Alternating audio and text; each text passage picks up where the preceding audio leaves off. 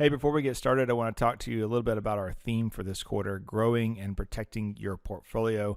We're excited about various topics centered around this, but it really comes down to three concepts that will help you grow and protect your portfolio. You can find a PDF on our website about this. Go to wiserinvestor.com, scroll down to the bottom, enter your email address, and you'll get the PDF titled 3 Ways to Grow and Protect Your Portfolio.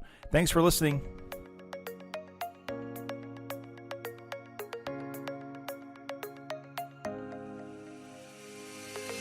Welcome to the Wiser Retirement Podcast, where we cover financial topics such as retirement planning, tax planning, portfolio management, insurance, and estate planning, so you too can have a wiser retirement. I'm your host, Casey Smith, guiding you to financial success, or my co-hosts, Brad Lyons and Barnett. Hey, guys. Hi, Casey. How's it going? Great. I'm excited about this new format for this year. A little different name change in the podcast, but it's still us. We're still here. We just are refocusing a little bit on what we cover. Having a wiser retirement, I think, is a benefit to all of the listeners out there who can use us as a resource for ideas for investing and for financial planning and estate planning and tax planning. So this is a great format. I'm looking forward to it every week. So the theme this quarter is ways to grow and protect your portfolio.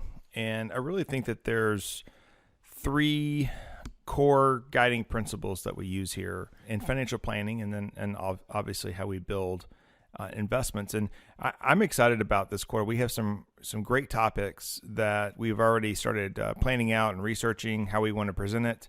And I think that all this is going to dance around the theme of growing and protecting portfolios. Well, these 3 things that we're going to talk about are things that every investor can use right away. They can implement a lot of these ideas on their own or through their financial advisor that they're working with. Let's start with number 1. So think about cost and what that does to a portfolio over time.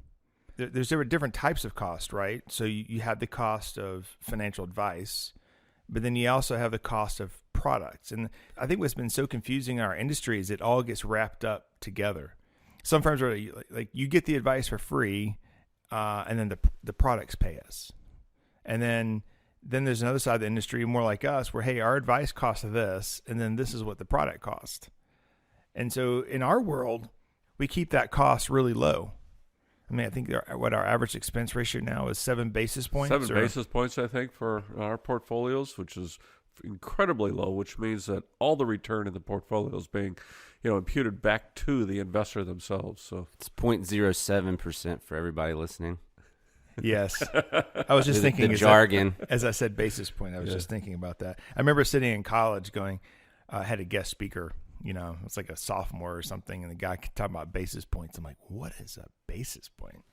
Well, what's interesting about what you talked about the product level fees. The product manufacturers in the financial services industry have become so good at embedding the fees inside the product and then burying them so deep in the description of the product that I think a lot of investors, if not most investors, really have no idea how much they're paying for investments that they make quite often. Yeah, they know about the initial amount that they put in, and that becomes kind of their benchmark for whether or not they're making money or losing money in valuation based upon that initial amount that they put in, and then completely disregarding the ongoing fees that may be occurring, the transaction costs that occurred at one time. So, it's a topic that most people, I think, as investors, really haven't given a whole lot of time and thought to. So I think by listening to this podcast and hearing about it, I think it's going to be eye-opening for several people. It's so different in our world being fee-only and fiduciary versus the other world that they think that's normal, meaning even the advisors. And I guess it kind of comes down to, I feel like most people are not natural leaders. Most people are followers. And so they sit in a conference room or a study room and they hear all these different product presenters, the wholesalers come in and say, oh, if you do this, then this is the best way to do it. I see this in whole life sales a lot. They actually believe that whole life is an investment policy or an investment. And it's not an investment, or it's a really bad investment if it is an investment. But, so they're selling whole life. I remember I started off my career in this side of the business in 2000. And I remember a guy going, hey, you can put X amount of dollars in this whole life policy. And then if you want to buy a car in 10 years, you can just pull that money out and borrow it from yourself instead of borrowing from the dealership. I'm going, what? Was there a solution to buying a car? Is there a solution to college? Is there a solution to everything except for death? Right? No whole life person that I was working with at the time ever actually talked about death. They just talked about using it for retirement solely. They didn't even need investments. It was crazy. Another example, we had a person recently come and visit with us here who is with a well-known company that makes sense of investing. We can connect the dots there. He didn't realize that every time he put money into his account, that he was being charged 4.25% commission, right? And these are called A shares. So you have a mutual fund that ends with an A. Typically, you're paying that fee up front. And that's a huge drag on investments if you think about that. Man, you just lost 4.25% and you haven't gotten started yet. And the whole theme is, but then it's cheaper. The A portion is cheaper going forward, right? So you'd have to hold it a really long time to hit that break even, and nothing's going to compare to a low-cost index fund.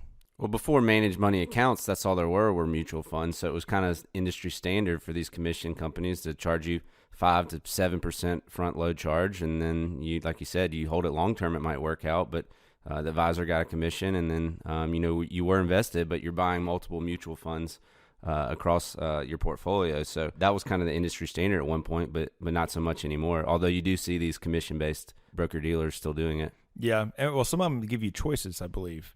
And that's even more confusing to the client, because they don't know what to choose. They don't know what type of account to choose. I mean, there's a guy down the street that's in this business, I say that loosely, who tells if the more you pay me, the more I can make for you. It doesn't make any sense at all. I mean, if you think about it, we have here in our download online, if you had a 60-40 portfolio, 60 stock, 40 bonds. If you look over the last decade, I didn't make this up. Math is kind of funny sometimes. But over the last 10 years, a 60-40 allocation, you made 100% rate of return. But if you add a 2% fee to that return drops to 63%. That's a huge drag on a portfolio. Right. So it's that ongoing fee that is being deducted on a daily, weekly, monthly, ongoing basis that the investor really doesn't see, that is the one that is so detrimental to our portfolios, because it's a blind fee, if you will. Right. The investor doesn't see it, so they don't know it's happening. It doesn't come out of their pocketbook in the same way that when you go to the grocery store and you buy something. So it's a whole different concept of paying for the service of having the money invested to this manufacturing company, if you will, that we utilize that term for, product manufacturers in the financial services business. And this is the fee that it really needs to be reviewed by a professional in order to make the determination if it's appropriate or not. So one thing, when you hire a financial advisor who is a fiduciary, what you're really doing is you're outsourcing or offloading the responsibility of doing due diligence on all these different investments. And what the professional advisor does is reviews the fee structure on all this, and then compares them product to product, apples to apples. And if all things are equal, choose the one with the lower fee. And that's really what the job of the fiduciary is to find that product that is the most appropriate at the lowest cost for the investor. So this is where, the advisor earns their fee by choosing low-cost investment fees that go on forever in your portfolio, presumably, to get the most return. We mentioned the front-load mutual fund, but you see this a lot with the advisor now is charging a management fee for managing the portfolio. Let's say it's 1%. But on top of that, they have mutual funds that aren't front loaded, but are lower cost, but they still might be 0.5% to 1% expense ratio. And that's what you're referring to where that 1% portfolio then can become up to 2%. Based on the expense ratio of the fund selected, and you not really realize it because you only think that you're paying the advisor the management fee, and that's why it goes back to our point of we're trying to keep the portfolio costs as low as possible by using exchange traded funds or ETFs. Now, I think the counter to this is a lot of times they'll say, well, I picked this fund, it does have a higher fee, but has better performance. I've been doing this for 21 years, and quite honestly, I've seen the better performance. When it fails really bad. And so it just, over time, it could be 20 years, it could be 10. Usually it's like 5-year cycles. The low-cost index funds just, in my mind, or on paper, the data shows they're the ones that are hard to beat. If you go 20 plus years, S&P has shown us that you have a 99% chance of not beating the S&P 500 if you're in anything other than the S&P 500. So those are things we have to take into account. Is this really the performance that they say it is? Will it be this way for a long time? It's just hard to tell. But the bottom line is that is correct. 1% advisor fee is fairly standard in our business. But when you tack on, at some firms, another 1.15% for some of these, Lord Abbott and legacy funds, right? Right. And we see coming in when clients transfer their brokerage accounts to us, their IRAs to us, we see that from brokerage houses, we see these fees, these funds. Even some of the American funds can be pretty high too. Yeah. Several of these fund families have made a lot of money off client, their investors, by charging these embedded fees that you just don't see. You just don't. I'll have to go back and look at this on ETF.com, but I believe over the last 10 years, we've had consistent outflows from mutual funds to ETFs. Now, mutual funds are still the largest holder of assets right now, partially because of 401k plans. They're mostly in 401k plans. But people still don't know about them, though. We still get clients all the time that have portfolios of mutual funds at broker dealers, or they've picked them themselves and kind of ask, well, what is an ETF? How long has it been around? Because even though it's been 20 plus years that they've been around, they're still not as popular as mutual funds that you see on TV. Well, the client asking that, I get that. What surprises me, and it's been, this is pre-COVID, Brad, you and I were down at the ETF conference down in Florida, and I'm always shocked about how many people are in the ETF 101 class. Like, this is what an ETF is. This is new. Advisors? Yes. Yes. Financial advisors. I'm like, what? Yeah. That class should be empty. That's a warm up for the speaker. That's crazy. I don't understand that at all. Man, we've been all ETF portfolios since 2004, and at the time that was a little leading edge, I guess. But and then the number of people that think the ETFs are just derivatives, meaning that you don't actually own anything. That's a big number too. I don't understand it. It's like, where do you guys get your CE credits from? Because it must be whole life sales. Because it's not learning about relatively new products. I would say ETFs are no longer new. Like, the ETF people are probably that are experts now, like us. We're moving on to other things. Maybe it's crypto. Maybe it's keeping up with what's in the bill or not in the bill and in house. Enter bill name here. But anyway, okay. So keeping costs low, that's very important. Right. And we have a podcast coming up now. I guess our next podcast, we're going to dive into that a little deeper. Well, and the cost, and I'll just say one last thing perhaps, is that it reverberates through the rest of your investment portfolio. If you can manage that cost, the time in the portfolio, the diversification of the portfolio, it all benefits from keeping costs low. So that's why we put it first.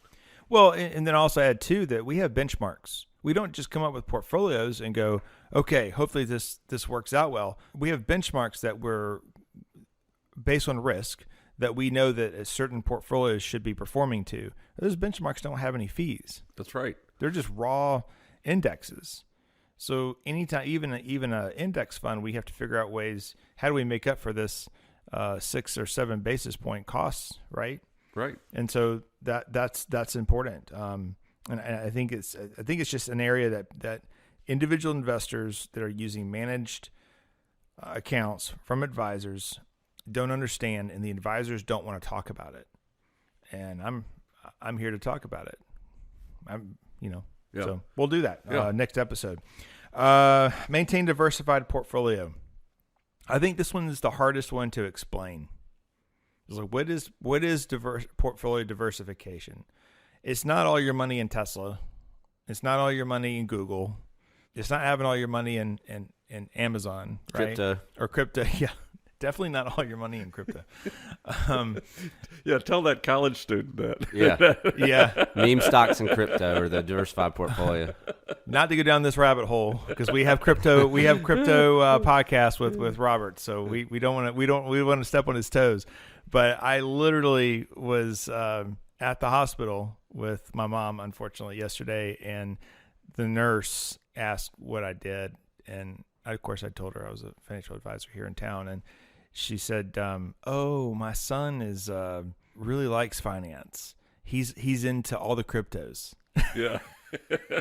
I just smiled and nodded, thinking, "Man, this is taking over the world." But this is her idea of finance now, was cryptos. So there's a they made money at some point, so right. I guess it counts as finance. Yeah, that's true. So maintaining diversification. So Brad, why don't you kind of walk us through different asset classes and risk, because I think that's the basis to diversification.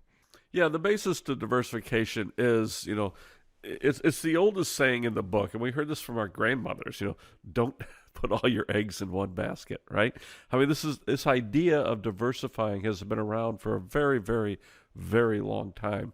And the ways to utilize and to distinguish and the characteristics of a diversified portfolio are to recognize that different investments behave differently during the same economic event.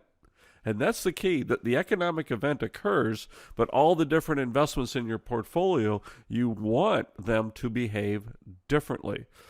So the idea behind this is to find investments that are non-correlated to one another.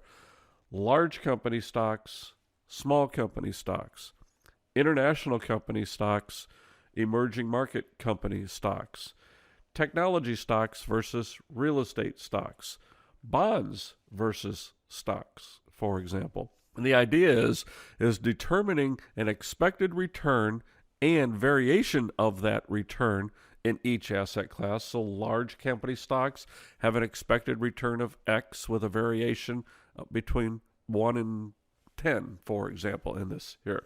And we build portfolios that are designed so that when one asset class, such as large cap, may be going up, another asset class, like bonds, quite often have an inverse relationship to stocks, may not be going up. It doesn't mean up and down. It just means not up necessarily at the same rate and the same pace. So what we're trying to do then is that in another economic cycle, the bonds may be doing well and the large cap stocks, in this example, may not be doing as well. So they play off one another. It's not as if we're always trying to find the best performing asset class and put all their money into it. What we want to do as a diversified portfolio is to be sure that we're always invested in the best performing asset class through diversification. Okay? Does that make sense? Yeah. I like to say it as we only invest in long-term healthy asset classes. So that's large, mid, small, the indexes, and then aggregate, the aggregate bond, which is what is in most 401k plans. So just because one's underperforming doesn't mean it's bad. That just means that's your opportunity to pick up more shares per dollar. Right. If we're always buying what's performing very well, then we're always buying less shares per dollar. But we all know that these different asset classes over the long term are very healthy and they're going to make money. Now, there are time periods when everything doesn't seem very diversified, when it's all falling. We experienced that for a few weeks in COVID, where bonds and stocks were falling during the great financial crisis. It was actually a fixed income crisis, right? Which bled into the stock market, but the stock market makes the news. but bonds seized up from trading during the financial crisis. So everything correlated to one and fell at one time. Now, once intervention came in from the Fed, the government, etc., then those quickly spread where bonds were going up in value, stocks were continuing to fall in value. Same for the COVID crisis. So the important thing is that, on the stock side, you have voting rights, and then in return, you're hoping for a company to gain money. On the bond side, you just want them to pay their debt, right? So the bonds historically, if you want to hedge a portfolio, protect a portfolio, you want to use bonds because typically they're going to move opposite of what the stock market is in normal environments. We just happen to live in a time period where we've had at least two not so normal environments, right? And so things performed a little bit differently. But gold, silver, that is an asset class. Alternatives is what we would call those. And maybe they have a place in a portfolio, but it's not a place that's probably bigger than 5 or 10% of a portfolio. You can look at that as diversification, but that's certainly not the place where you'd put all your money. So if you're listening, you're younger, you have a 401k plan that you're saving for your retirement into, what we see a lot of times is there might be 3 large cap fund options inside the portfolio. And what people will do is pick all 3 large caps because those have been some of the best performing asset classes over the last 10 years. And so when you look at that performance chart, you're going, oh, I'm just going to pick these 3 funds because they've been doing great. You basically just pick the exact same stocks in 3 different portfolios because one's probably a growth fund, one's probably the S&P 500. Other one could be a value, although it's been underperforming. So it could just be another type of growth fund or blue chip or something like that. You want to avoid that. You want to be able to pick maybe large, small, and then international, and then bonds. That's really your core asset classes. Some 401k plans will offer a real estate fund. Maybe you use that 5%, 10% of the portfolio. That's fine. But what you don't want to do is put everything in one place. If you're going to do that, you might as well just pick the target date fund. That's the kind of the basic for every single portfolio. So maintaining diversification simply means that we're not betting everything on one asset class. We've spread our money out amongst different asset classes because we know that small cap stocks can outperform large cap stocks, but they're also more volatile. So we add a little bit. We know emerging markets in the foreign category are very volatile, but can outperform U.S. stocks, sometimes dramatically by double digits. But we also know they can lose double digits, so we put a small percentage down there, where usually the core of the portfolio is going to be in the S&P 500, which historically has done very well for all portfolios. And if the S&P is struggling, typically you'll see other things struggling as well. And then we manage risk by using bonds, not cash, because you want the ability to be able to move up when the stock market is coming down, and cash is not going to do that for you. So I think that explains diversification fairly well. We'll dive more into that over the quarter. The next one, and our final point here is focusing long term, and I think this is used very easily. Hey, focus long term. Oh my gosh, Mr. Advisor, the clients, the market's crashing. What do I do? And it's focus long term. That's the answer. Right. But I don't know if we dive into that enough. What does that really mean, to focus long term? I've had clients tell me, I don't have long term. I'm 80 years old. Right. So you have to dive into what does that mean a little bit, and we're going to cover that throughout the quarter. But for today, let's think about the S&P 500. So over the last 10 years, the S&P is up 347%. And then the prior decade, it was up 43%. And if we go back 3 decades, it returned 232%. So basically, altogether, that's if you compound that from the beginning, it's a 2,000+% rate of return over the last 30 years. So basically, $10,000 would now be worth $214,000. That's a big rate of return for being a very patient investor. not selling because, stocks are doing bad, I got to move the bonds. That's just the stock side of your portfolio. That's the rate of return you should have expected over a 30-year time span. But you think about all the things that happened during the last 30 years, right? We had a subprime mortgage crisis. We had September 11th. We had a pandemic. Yeah. We had in the 90s, we had rising interest rates, which kind of stopped the market for a while. I mean, there are these huge economic events that have occurred over time, and within that, you still had these tremendous gains in stocks over the whole period. 2001 to 2011. That was a tough decade. It was still referred squeaked to out as of the lost decade, I believe. It is, because I think if you do it from 2000 to 2010, you actually had a flat rate of return. Yeah. But still, 43% from 01 to 2011. That seems like a miracle if you read the news headlines during that time period. That's the importance of sticking to a strategy and understanding the strategy is going to work. It is very often when politics gets involved in portfolios, people will say, I want to Biden-proof my portfolio, or before that, I want to Trump-proof my portfolio. And it's like, well, in indexing, you own 6,700 stocks and 12,000 bonds. It doesn't really matter, right? As long as you believe that capitalism works, that people can create businesses, grow businesses, list them on an exchange, people buy it. As long as you can believe that can keep happening, then I'm not saying politics doesn't matter, but it doesn't matter as much to your portfolio. These time periods, I don't want people to get, disillusioned, think, 30 years. I mean, I'm never going to hold an investment for 30 years, or I'm never going to plan for that long. But when we do planning for people in the retirement, look what we're planning for. We're planning for a 30-year period from age 65 to at least age 95. And then during your accumulation years, graduate from college, get a job, say you're 25. If you're going to work to age 65 and you contribute to a 401k plan, that's a 40-year span.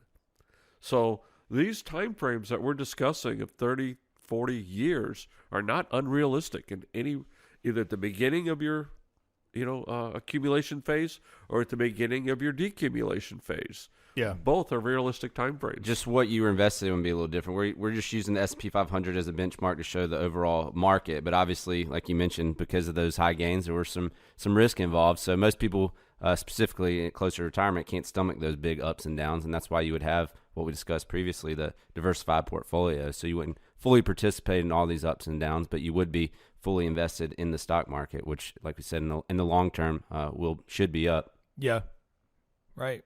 It's always interesting to look out, because every time there's a crisis, people say, it's different this time. It's different this time. And, fear is what unfortunately motivates most people.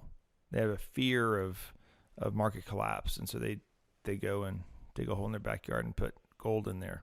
They have a fear of running out of money, so they don't invest all their money. They keep a lot in cash. But that's, math is the best solution to all this, is let's do the math. And correct, it's easy for us to say this because I know every single client here has a plan. We've already planned for that 17 to 20% market drop, right? So we know that this is going to work just fine. We know that they have enough insurance. We know that they have estate planning done, right? Or they're on our list if they don't. But for everybody out there that doesn't have an advisor that's on top of all aspects of retirement, you just have to think about, are you going to cash your chips in when the market's down and you're never going to get a rebound ever if you sell everything? I met a lot of people with $500,000 looking for an advisor in 2010 that used to have $1 million 2 years prior, right? So unfortunately, that's just the greatest way to destroy wealth is focusing short term and not looking at, okay, well, yeah, it's down. I'm going to let my dividends reinvest into much cheaper prices. And when those come back, man, I'm going to come back pretty quick, or add more cash if that's an opportunity. I think that since you and I and Matthews, we've all been in this career long enough now that we've seen these, quote, crises. If you turn that around in your perspective A crisis can also be considered an opportunity. And I think it actually, correct me if I'm wrong, but I think in the Chinese language, crisis and opportunity is the same word. Didn't know that. Isn't that kind of interesting? So it's all in your matter of your perspective. If we're talking about a market crisis, if you're on the other side of that and your perspective can change a little bit, you can look at it as an opportunity. Wasn't the subprime crisis an opportunity to invest money? Huge.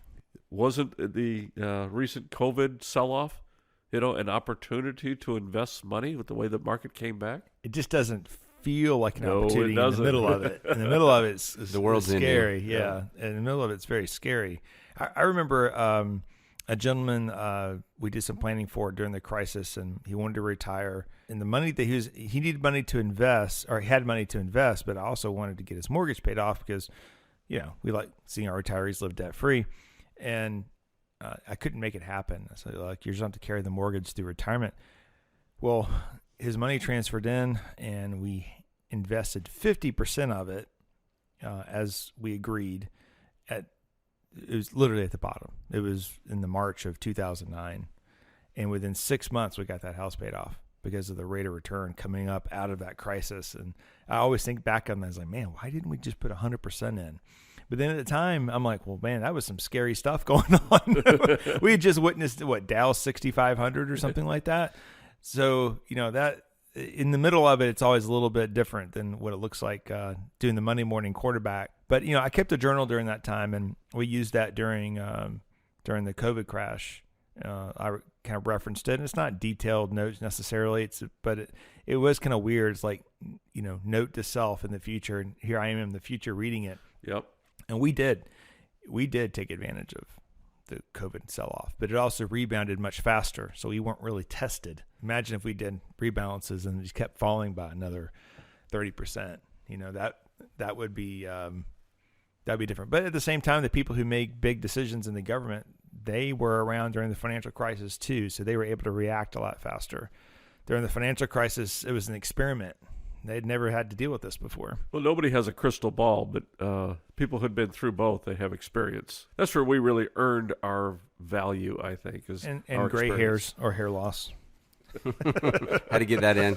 Some of us more than others. So that's true. Yeah. Matthew still has his. It's getting graying, getting there. All right. Well, let's put a cap on this one, and look forward to the next conversation, guys. Great. Thanks. Thank you. Thanks for listening to a Wiser Retirement podcast. We hope you enjoyed today's episode. Make sure to subscribe wherever you're listening, that way you don't miss any new episodes. We would also appreciate if you could leave a rating and review. If you have any questions about anything that was discussed today, head to wiserinvestor.com and reach out. We would love to hear from you. This episode was produced and edited by Lilton Moore. Wiser Wealth Management Incorporated is a registered investment advisor. Information presented is for educational purposes only and does not intend to make an offer or solicitation for the sale or purchase of any specific securities, investments, or investment strategies. Investments involve risk and unless otherwise stated are not guaranteed. Be sure to first consult with a qualified financial advisor and/or tax professional before implementing any strategy discussed herein. Past performance is not indicative of future performance.